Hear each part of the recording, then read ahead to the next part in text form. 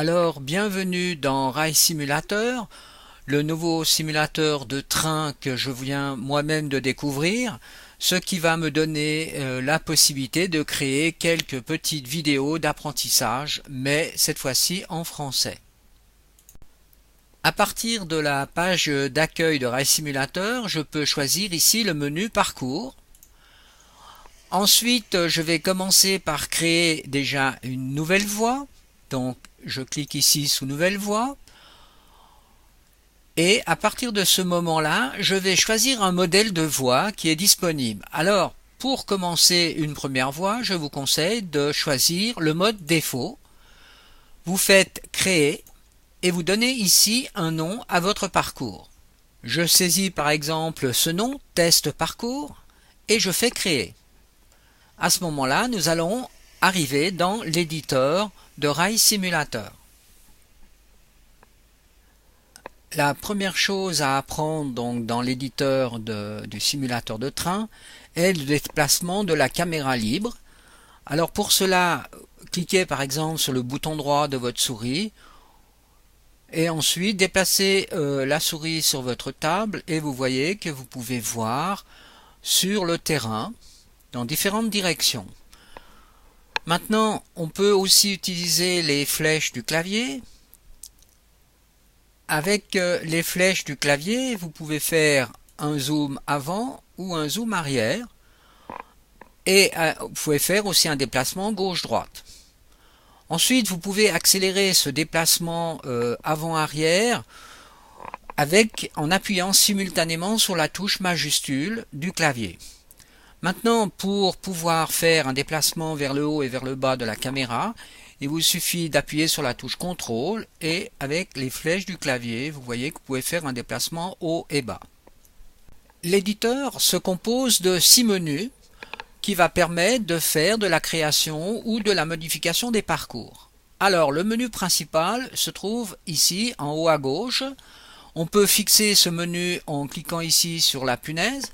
Ceci est le menu principal de l'éditeur. Là, vous avez un autre menu qui est le menu des sélections d'objets. Ensuite, vous avez le menu d'options des objets à cet endroit.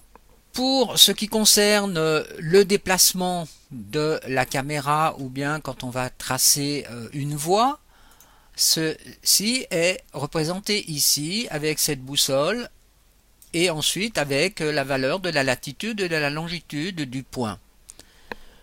Vous avez aussi à cet endroit maintenant de ce côté la fenêtre des propriétés. Le 6e menu est donc l'état qui est représenté ici en bas au centre de l'éditeur. Le menu principal est lui constitué de 4 boîtes d'outils à édition qui va nous permettre de faire de l'édition sur la map. Alors, la première icône ici, ce sont pour les objets, par exemple les maisons. Là, vous avez tout ce qui concerne les voies, les outils en objet, les objets linéaires. Là, vous avez tout ce qui nous permet de faire de la peinture donc sur le terrain, soit peindre proprement des textures ou bien de faire de l'élévation de terrain. Et la dernière icône ici est la création de scénarios. Si par exemple je commence par cliquer sur la boîte à outils objets, je vois ici apparaître des sous-menus pour les objets. Là, nous avons les maisons, les arbres, vous voyez, différents composants qui sont utilisés pour créer une map. Le menu d'options des objets, alors celui-ci va être différent suivant les fonctions de la boîte à outils que l'on utilise. Alors par exemple ici, si je clique à cet endroit, vous voyez apparaître déjà une grille sur le terrain dont l'espacement de la grille est de 8 mètres. Alors changeons par exemple et mettons 16 mètres. Le menu de déplacement. Ce menu est une fenêtre qui indique la direction vers laquelle vous regardez et vos coordonnées de longitude et de latitude actuelles. Vous pouvez modifier ces coordonnées en cliquant directement dans la fenêtre ici et en modifiant ses valeurs. Alors mettons 1, 2 ici. Ensuite, on clique sur cette flèche pour s'y rendre. Si maintenant vous cliquez sur cette icône, vous faites apparaître la vue en 2D.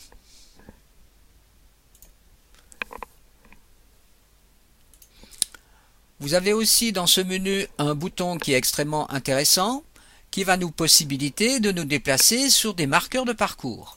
Alors au moment où je clique dessus, je fais apparaître une fenêtre, et ici, si vous avez créé des marqueurs de parcours, vous les verrez inscrits dans cette liste. Ensuite, il suffit de cliquer dessus pour se déplacer à l'endroit désiré.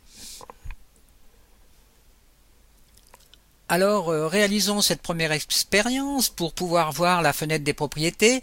Je prends ici par exemple ce chalet que je déplace, vous voyez, tout simplement sur la scène. Je clique sur le bouton gauche pour le positionner. Ensuite, vous faites bouton droit pour n'avoir qu'un chalet sur la scène.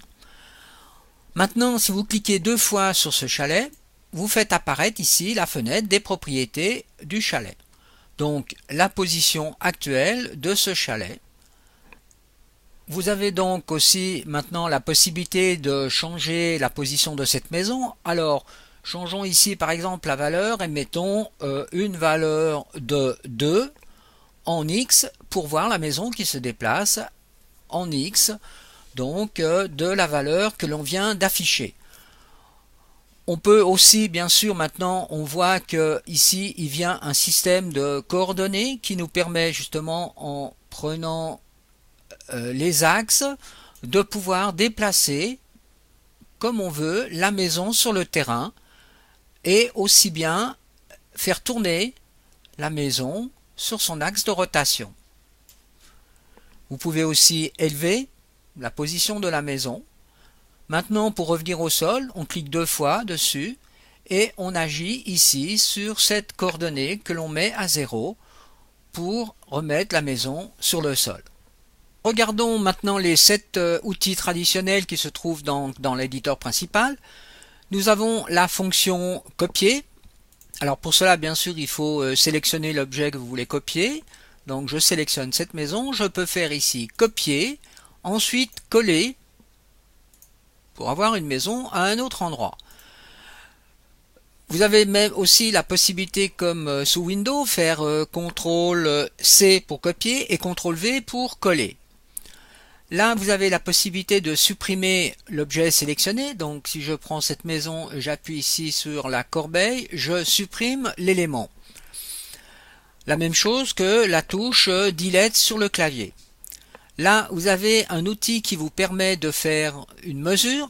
Alors, prenons par exemple ici, affichons la grille sur le terrain. Et avec le bouton gauche de la souris, vous voyez, je me mets entre 2 lignes et je mesure ici la distance, donc 8 mètres. Ensuite, vous avez ici un outil qui vous permet de revenir en arrière. Par exemple, vous venez de faire une manipulation et vous vous êtes trompé, donc vous pouvez toujours revenir en arrière. Et là, vous reconstruisez, c'est refaire. Vous avez ici un outil qui est aussi extrêmement important, c'est l'outil affichage. Celui-ci nous permet donc d'afficher dans l'éditeur certaines informations. Alors par exemple ici vous voyez que si je me mets à cet endroit, là je peux supprimer tout ce qui est trajet immédiat, point de ravitaillement, donc le nom des utilisateurs de train, la leçon et ainsi de suite. Donc c'est extrêmement important car si vous voulez alléger votre éditeur d'informations, vous pouvez ici, donc soit en cochant ou en décochant donc ces différentes cases, avoir à disposition les étiquettes ou pas dans l'éditeur.